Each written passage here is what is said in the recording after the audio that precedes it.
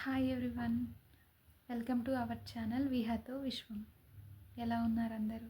నేనైతే చాలా బాగున్నాను. మీరు ఎలా ఉన్నారో కామెంట్లో చెప్పండి. నువ్వు ఖర్చు పెట్టే ప్రతి రూపాయి నీదే అయి ఉండాలి. దయచేసి ఆధారపడడం మాని. ఎందుకు చెప్తున్నానో అర్థం చేసుకో. ఈరోజు నిన్ను చూసుకోవడానికి ఇంకొకరు ఉన్నారు అని చాలా ధీమాగా ఉన్నారులే, చూసుకుంటారులే అని బతికావు. ఒకరోజు వాళ్ళ పరిస్థితి కూడా బాగాలేకపోవచ్చు.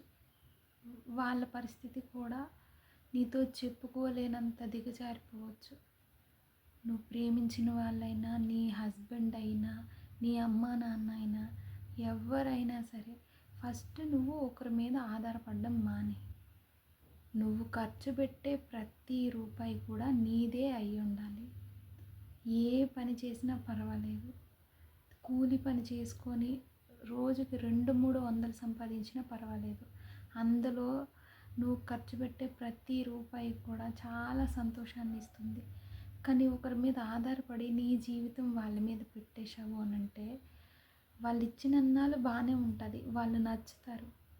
కానీ ఒకరోజు సడన్గా వాళ్ళ పరిస్థితి బాగాలేక నీకు డబ్బులు పెట్టలేనప్పుడు వాళ్ళు నీకు ఒక శత్రువులా కనబడతారు.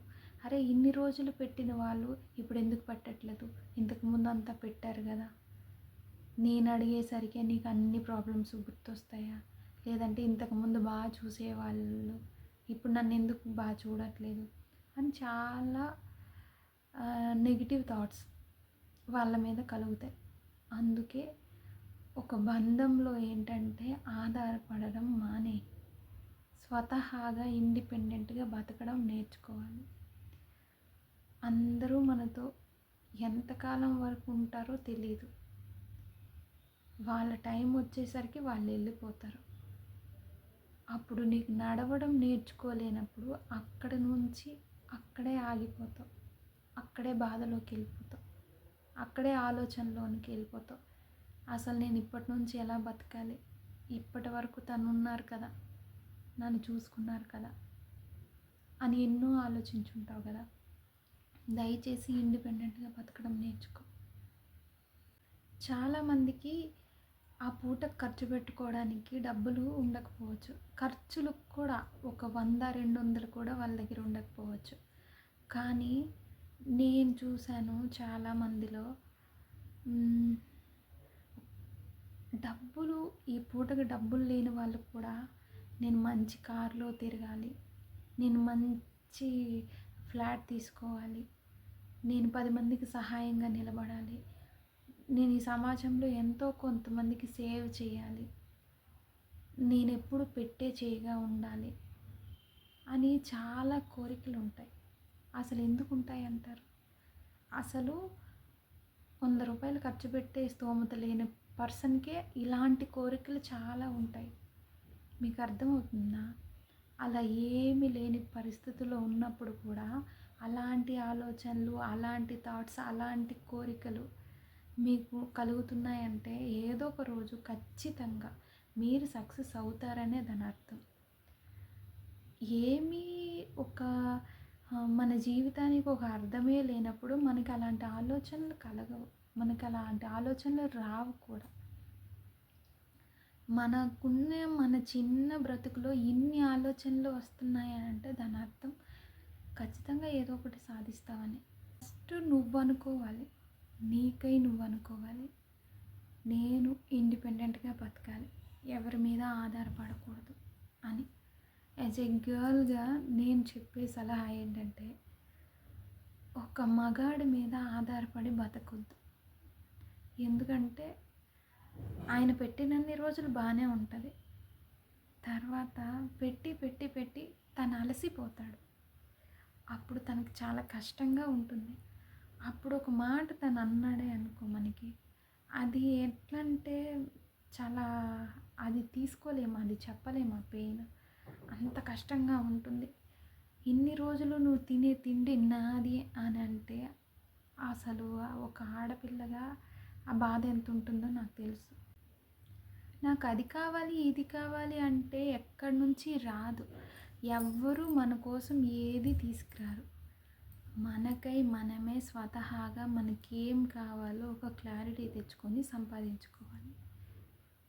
ఈరోజు కొంచెమే లేట్ అవ్వచ్చు. నీ బలమైన కోరికే అది ఎంత తొందరగా నీ జీవితంలోనికి రావాలో అది నెరవేరుస్తుంది. ఒక రిలేషన్లో ఉన్నామంటే వాళ్ళేదో పెడతారు, వాళ్ళేదో చూస్తారు, నన్ను పెంచుతారు, వాళ్ళ మనీ ఏదో నాకు వస్తుంది, వాళ్ళ హోదాను బట్టి నాకు గౌరవం వస్తుంది. రిలేషన్షిప్ అంటే మన భారాన్ని ఎదుటి వాళ్ళతో మోయించడం కాదు, నిజంగా అవతల వాళ్ళు మనకి 1 రూపీ పెట్టకపోయినా నిజంగా అర్థం చేసుకోగలగడం. ఈరోజు నువ్వు నా హస్బెండ్ కదా, నువ్వు నా లవర్ కదా, ఇలా ఆలోచించి మన భారం మొత్తం వాళ్ళే చూడాలి అని అంటే అది కరెక్ట్ కాదు. నీకై నువ్వు ఏం చేస్తున్నావు? నువ్వు 10th క్లాస్ చదివావా? చిన్న ట్యూషన్ చెప్పుకో. నువ్వు డిగ్రీ చేసావా? ఒక ప్రైవేట్ కంపెనీలో చిన్న ఉద్యోగం చేసుకో. నీవు తెచ్చుకునే ఒక 10-15 వేలు కూడా నీకు చాలా గౌరవం ఇస్తుంటే, అసలు చెప్పాలంటే నువ్వు నిజంగా జాబ్ చేస్తే నిన్ను ఇష్టపడేవాళ్ళు, నీతో ఉండేవాళ్ళు, నిన్ను ప్రేమించేవాళ్ళు నీకు అంతకు రెట్టింపు గౌరవాన్ని ఇస్తారు. అది ఎప్పుడైనా గమనించావా? దానిలో ఉండే హ్యాపీనెస్ ఇంకా దేనిలో కూడా ఉండదు. ఆటోమేటిక్గా నువ్వు ఉద్యోగం చేసినా, నువ్వు 100 రూపాయలు సంపాదించినా నీకు వచ్చే గౌరవమే మారిపోతుంది. అదే నువ్వు ఏ పని చేయకుండా అరే తీసుకురాబోయ్ తింటా, లేదంటే ఎవరో తిప్పితే తిరుగుతా, ఎవరో చూస్తే నేను అన్నీ కొనుక్కుంటా, ఇలా బ్రతికినంత కాలం కూడా నీకు ఏ వాల్యూ ఉండదు.